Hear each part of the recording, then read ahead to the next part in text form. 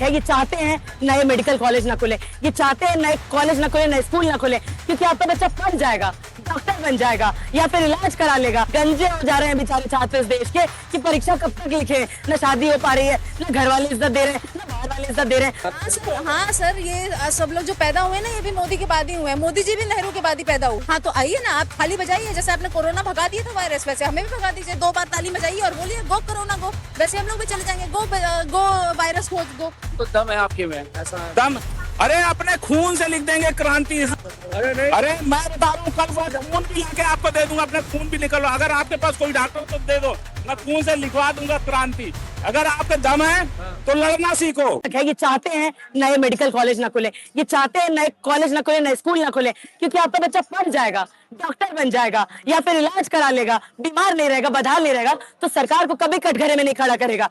तपस्या एक ही चीज की चल रही है कि किस तरीके से छात्रों की अग्नि परीक्षा, युवाओं की अग्नि परीक्षा, स्कूल से लेके कॉलेज तक, कॉलेज से लेके आधी जिंदगी, आप समझ रहे हैं, बाल सफेद हो जा रहा है स्टूडेंट का एग्जाम देते देते। गंजे हो जा रहे हैं बेचारे छात्र इस देश के कि परीक्षा कब तक लिखे, न शादी हो पा रही है, न घर वाले इज्जत दे रहे हैं, न बाहर वाले इज्जत दे रहे हैं। तो ये बेरोजगारी, बदहाली, बीमारी का दंश जो इस सरकार ने हर समय पर छात्रों को दिया है, हर जनरेशन को अपने हिस्से के अधिकार और अपनी आजादी भी, आप समझ सकते हैं, अपने हिस्से के अधिकार खुद लड़कर जीतने पड़ते हैं।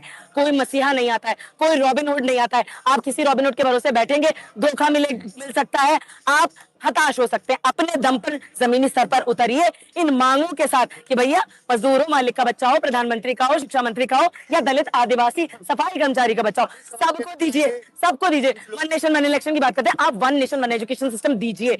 जब तक स्टार्टिंग लाइन रेस की सेम नहीं होगी, तब तक, जब तक अधिकार समान नहीं है, अवसर समान होना ही नहीं है। तो समान अधिकार मांगिए कि क्यों आपके बच्चे को नहीं मिल रहा है। जब तक प्राइवेट रहेगा, जब तक कोचिंग सेंटर रहेंगे, सरकारी की हालत कभी भी नहीं सुधरेगी, कभी उनमें बेहतर नहीं किया जाएगा, बराबर नहीं किया जाएगा। तो हमें सिर्फ बेहतरी नहीं मांगनी है, हमें बराबरी मांगनी है कि भाई आप भी, अब बताइए, अपनी दुकान का लड्डू नहीं खा रहे हैं, आप अपनी दुकान का गुलाब जामुन नहीं खा रहे हैं, अपनी शिक्षा व्यवस्था के स्कूल में शिक्षा मंत्री जी अपने बच्चे को नहीं भेज रहे हैं, इससे बेशर्मी की क्या बात हो सकती है। ये मांग उठाइए और ये मत सोचिए कि ये कोई मांगने लायक चीज है जिसके लिए मैं ना, ये आपका हक है। एक लोकतांत्रिक देश के एक मंत्री बोल रहे हैं कि हमारे यहाँ इस्तीफे ही नहीं होते। मतलब इससे ज्यादा शर्मनाक बात क्या हो सकती है। आप एक लोकतांत्रिक देश के मंत्री हैं, आप रक्षा मंत्री हैं। आपका 1 साल पहले जब ऑपरेशन सिंदूर हुआ तो आपने बोला कि कोई नहीं मरा। संसद में आपको सत्यता की शपथ लेते हैं आप लोग, और उस सत्यता की शपथ लेते हुए आपने बोला कि कोई नहीं मरा, और अब 1 साल बाद आप बोल रहे हैं कि 6 जवान शहीद हो गए। तो आप ये सोचिए कि उन जवानों के परिवार वालों को 1 साल शांत रहना पड़े, ये सोच के कि हमारी सरकार हमें दबा रही है, उनको उनके शहादत का सम्मान नहीं मिला। तो ये काफी शर्मनाक बात है। अगर आप बोल दे रहे हैं कि हमारे इस्तीफे नहीं होते, इसका मतलब ये है कि आप तानाशाही चला रहे हैं, आप लोकतांत्रिक देश नहीं चला सकते। तो कहते हैं असली आजादी मोदी सरकार के आने के बाद मिली था। हाँ सर, ये सब लोग जो पैदा हुए ना, ये भी मोदी के बाद ही हुए हैं। मोदी जी भी नेहरू के बाद ही पैदा हुए थे। सब लोग अचानक से एक दूसरे के बाद ही चल रहा है। कंगना जी ने तो बोल भी दिया कि हम सब वो मोदी जी के बाद ही 14 में आजाद हुए हैं। तो मतलब मोदी जी ने ही सब कुछ किया है, मोदी जी ने आजादी दिलवाई, मोदी जी ने विश्व गुरु बना दिया, मोदी जी ने सब कुछ कर दिया। हम उसी की वजह से आ रहे हैं यहाँ पर, मोदी जी की वजह से आज हम सड़कों में हैं। वो सिर्फ इस्तीफे की बात बता दी जा रही है, बट हमारी मांगे उससे बड़ी हैं कि आप अपनी गलती मानिए। हमें सिर्फ एक इंसान का इस्तीफा लेके हम क्या कर लेंगे, हमें एक सिस्टम को बदलना है। वो सिस्टम को बदलने की शुरुआत इस्तीफे से होनी चाहिए। हमें ये नहीं चाहिए कि आप एक गलत आदमी, एक चोर को हटा के दूसरे चोर को बैठा दीजिए, नहीं। हमें आप उनको हटाइए, माफी मांगिए, अकाउंटेबिलिटी लीजिए, उसके बाद हम बात करेंगे आगे की।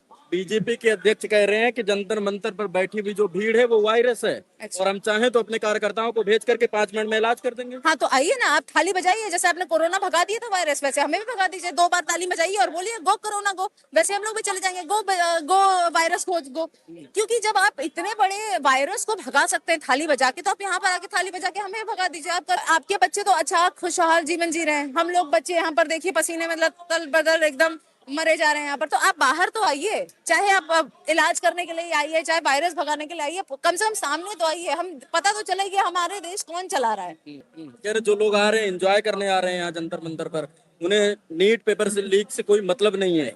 सर पिछले 15 दिन में 40 डिग्री की गर्मी में, बारिश में 2-2 घंटे बस में ट्रैवल करके हम यहाँ पर मजे करने आएंगे। अगर हमें मजे करना होता तो हम घर पे बैठ के मस्त अपना वो 30 सेकंड वाली रील्स देखते।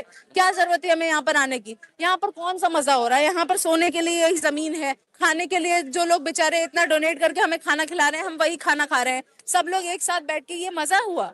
हम लोग यहाँ पर अपना खून पसीना लगा रहे हैं इस चीज के लिए ताकि देश का भविष्य सही हो जाए। और अब तो 2 दिन के अंदर अंदर क्या कहते हैं, अगर धर्मेंद्र प्रधान इस्तीफा नहीं देगा तो सीधे सीधे पूरा दिल्ली को जाम करेंगे। ये पूरे दिल्ली को जाम करेगा, पूरा दिल्ली को जाम करेंगे, पूरा दिल्ली जाम होगा, पूरा दिल्ली का चक्का जाम होगा, पूरा दिल्ली का चक्का जाम होगा। कमेटी ने कर लिया क्या फैसला? हैं? ये कमेटी करे ना करे, पर ये कमेटी अंदर से अंदर ये लोग अपना धरना प्रदर्शन करेंगे गांधीवादी से तरीके से। आपका अपनी राय है या फिर कमेटी की तरफ से? नहीं, हम मेरी राय है और हम लोग अपना क्या कहते हैं अपने हिसाब से ये पूरा दिल्ली का चक्का जाम करेंगे। और जब दिल्ली के जो भी मतलब कार्यकर्ता हैं, जो भी स्टूडेंट है, अपने घर से निकलें और जहां गाड़ी है 20 सड़कों में जहां मतलब बहुत आवागमन उनके पूरा ट्रांसपोर्ट को जाम करो। जब ट्रांसपोर्ट को जाम कर गाड़ी छोड़ के घर चले जाओ, तब इनको समझ में आएगा, अपने आप समझ में आ जाएगा कि क्या स्थिति है। बिल्कुल, ये बात तो दम है आपके में, ऐसा दम। अरे अपने खून से लिख देंगे क्रांति। अरे नहीं, अरे मैं बता रहा हूँ, कल वो खून भी लाके आपको दे दूंगा, अपने खून भी निकल लो। अगर आपके पास कोई डॉक्टर तो दे दो, मैं खून से लिखवा दूंगा क्रांति। अगर आपके दम है तो लड़ना सीखो, नहीं तो बोलना सीखो, नहीं तो कुछ करना सीखो। अगर कर भी नहीं सकते तो उनका सपोर्ट करो। और हमारे बच्चे का भी कहीं दर्द था, हमारे बच्चे का भी आंसू गिरा, उस आंसू का बदला तो लेंगे इनसे। वही तो बात बोल रहा हूँ। हाँ, तो हमारे बच्चे का भी आंख से आंसू गिरा है, तो उसका भी बदला लेंगे। हमने क्या कहा था, देखो ये हमारा अभी बोलने का इसमें वो नहीं है। हम केवल वो चीजें बोल रहे हैं कि हमारा अभी जो आंदोलन जो चल रहा है, हम इसके पक्ष में बोलना चाहते हैं कि हमारा आंदोलन जो चल रहा है, हम अपने आंदोलन के लिए इससे धर्मेंद्र प्रधान से इस्तीफा मांग रहे हैं। कृपया करके इस्तीफा दे देना, तो आने वाले समय में बहुत हालत गंदी करेंगे। शुक्रिया, थैंक यू।